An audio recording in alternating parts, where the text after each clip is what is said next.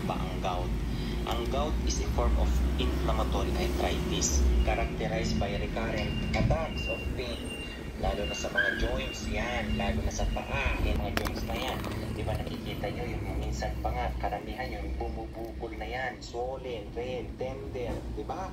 Mainit na kahit hangin o kaya kumot na dadampi dyan ay sobrang sakit talaga. Ngayon, ano ba ang nag-cause niyan? Ang nag-cause niyan, Cubs, yan yung decomposition ng needle-like shaped crystal ng monosodium salt of uric acid sa mga taong mahihilig kumain ng matataas ang purine content na hindi nila alam, tapos hindi ka pa pala inom ng tubig. Ayan, nagkakaroon ng deposits dyan, lalo na kung mahina din ang atay mo. Cubs, ito ang pwede mong kainin. Base po sa mga nabasa kong studies, Cubs, mga research ito, noted the study supports that the reputed anti-gout efficacy of cherries.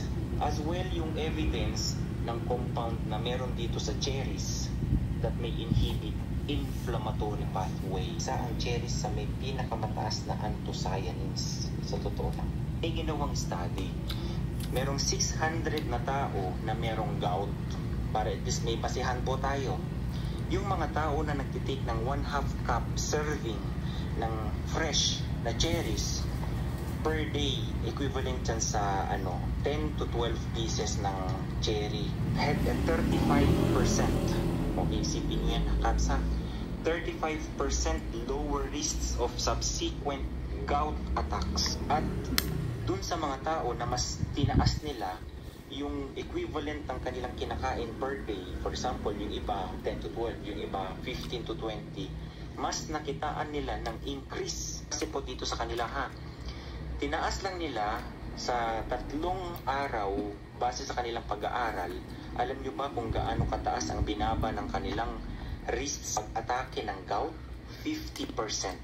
At alam nyo ba, Cubs, ang cherries, marami po hindi nakakaalam na sobrang taas ng iron content nito.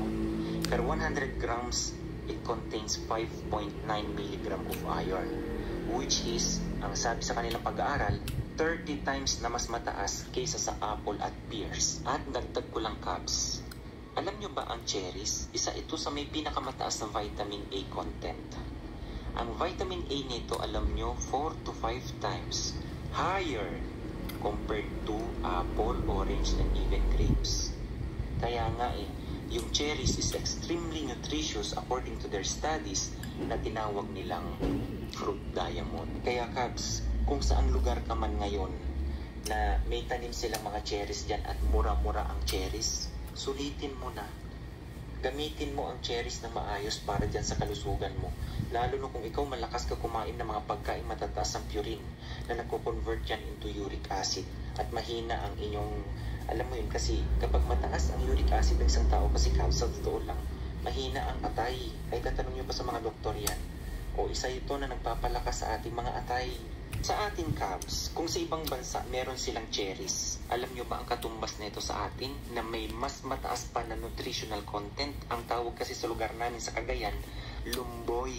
Alam nyo ba yung lumboy? Ano ba sa duhat? Sa English, Java plum. Isa ang lumboy, Cubs. Number 1 talaga yan na marami sa atin na may pinakamataas na anthocyanins as compared dito. Pwede nyo gamitin ang balat niyan o kaya yung dahon. Kung yan ang meron sa inyo, pakuluan nyo lang yan kung mataas ang uric acid nyo. Yan ang inumin nyo. Panalo ka dyan. Okay? Malakas ang anti-inflammatory niyan, Cubs. Okay? So, season nga ba ngayon ang duhat? Sa ibang bansa, ito sa kanila. Walang-wala yan sa Java plum o kaya sa lumboy sa atin. Ano bang tawag sa inyong lugar yan? Inaakyat mo ng bata ka. Duhat. Okay? Kaya nga sa atin mga 60s, 70s, 80s, yan yung mga maraming puno nung araw. Okay? And dyan tayo kumukuha ng pangsuporta sa lahat ng ating mga resistensya sa katawan. Na hindi alam ng karaming bayabas. Hindi po ba? Lumboy. Ayan. Yung mga natural na tumutubo lang dyan sa bundok na yan. Ay share ko lang, Cubs. Kung ikaw lumaki sa bundok, malamang sa malamang relate ka sa sinasabi ko. Alagaan nyo po yung kalusugan nyo, God bless everyone. Bye-bye.